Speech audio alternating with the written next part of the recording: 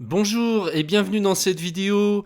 Aujourd'hui, je vais vous faire découvrir un service qui permet d'avoir plus de 30 outils sur Mac et Windows.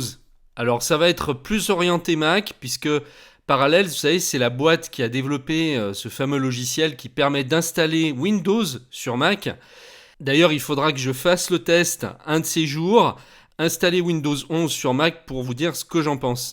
Pour l'heure, on va parler donc de ce service qui s'appelle Parallels Toolbox et qui permet d'avoir plus de 30 applications, 30 petits outils sur macOS qui vont être hyper utiles dans la vie de tous les jours.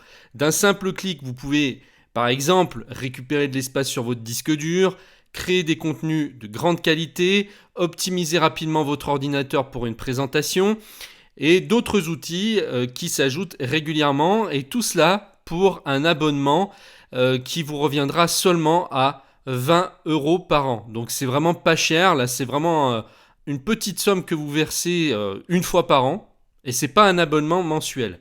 Donc ce que je vous propose, c'est qu'on regarde tout de suite ensemble la présentation.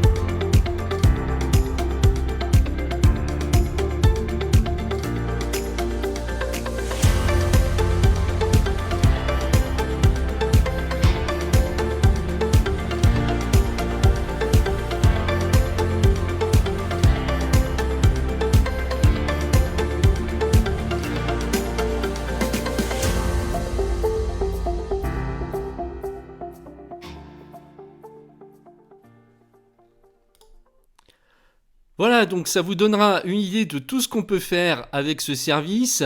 Alors pour le découvrir, le mieux, bien, c'est d'aller visiter cette page. Je vous mets le lien en dessous de la vidéo. Et vous allez voir, c'est plutôt bien fait puisque vous avez la liste complète de tous les outils que vous allez pouvoir utiliser. À chaque fois, donc là, vous avez l'onglet et une petite vidéo de démonstration. Quels sont ces outils ? Eh bien, vous avez le mode avion qui permet de couper rapidement toutes les communications sans fil. Archiver, donc compresser les fichiers en un seul clic afin d'utiliser moins d'espace de stockage. décompresser les fichiers archivés, RAR, ZIP, etc. Un générateur de code barre, saisissez du texte ou une URL et choisissez le format de code barre souhaité. L'outil génère un code barre ou une image de QR code. Copiez le code barre dans le presse-papier ou enregistrez-le en tant que fichier image. Vous avez également un lecteur de code barre. Lisez un code barre à l'aide d'un appareil photo intégré ou importez une image afin de reconnaître le contenu chiffré avec un code barre ou un QR code. Les liens sont reconnus automatiquement et vous pouvez cliquer dessus directement. Alors à chaque fois, vous avez également ici le système d'exploitation qui est pris en charge.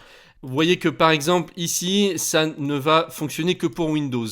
Et puis inversement, vous avez par exemple le mode avion qui n'est disponible que pour macOS. Archivé est disponible pour macOS et Windows.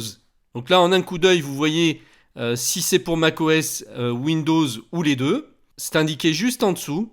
Vous avez donc la liste ici de tous les petits outils qui vont vous être utiles dans la vie de tous les jours. Il y en a certains qui sont très intéressants, comme par exemple rechercher les doublons, effectuer des recherches sur un disque dur ou un dossier afin de trouver rapidement des fichiers identiques, même si les noms sont différents, et de libérer de l'espace sur le disque. Et là, vous avez la petite démonstration.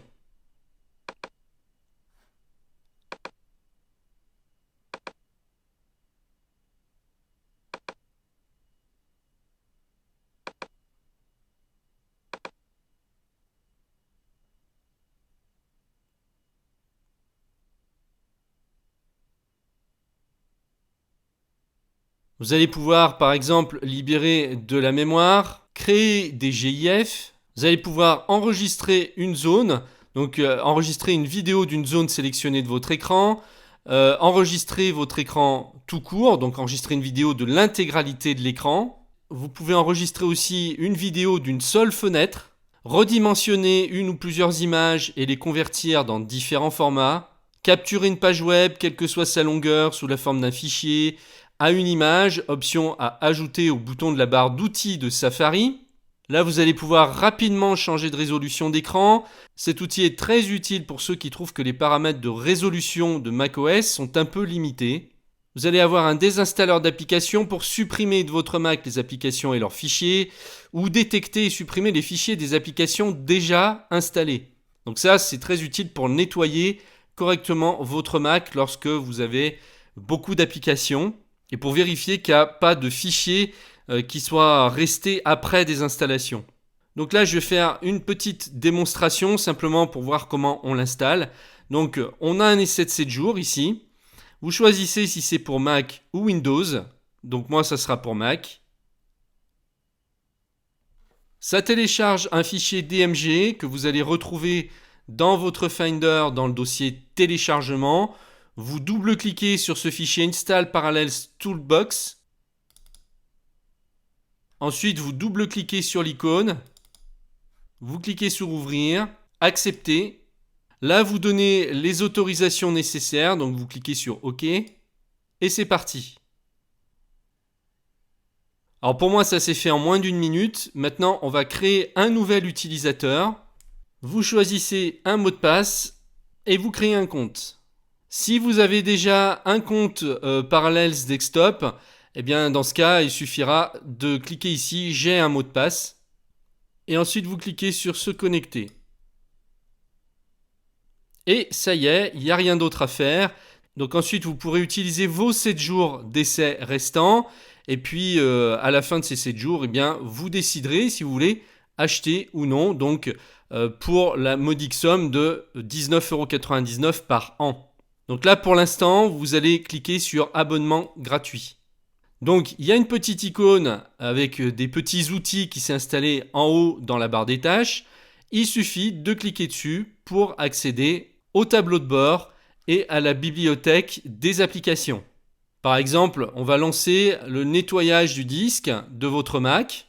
On va cliquer ici. Donc là, il faut donner les autorisations nécessaires. Alors ça, vous le faites qu'une fois, donner les autorisations. Une fois que c'est fait, après, il n'y a plus à le refaire. Donc là, vous cochez nettoyer le disque. Et là, ça y est, il a lancé l'analyse. Par défaut, il a coché les fichiers journaux, les fichiers de cache, la corbeille, mais vous pouvez cocher ensuite ce que vous voulez. Donc données par exemple du navigateur, cache de messagerie, mais enfin là j'ai 0 giga, donc ce sera peut-être pas utile. Et ensuite vous cliquez sur nettoyer. Êtes-vous sûr de vouloir supprimer les fichiers sélectionnés? Eh bien oui, on clique sur supprimer. Donc là il faut rentrer le mot de passe de votre session. Et c'est fait. Il m'a nettoyé 1,54 giga en une seconde.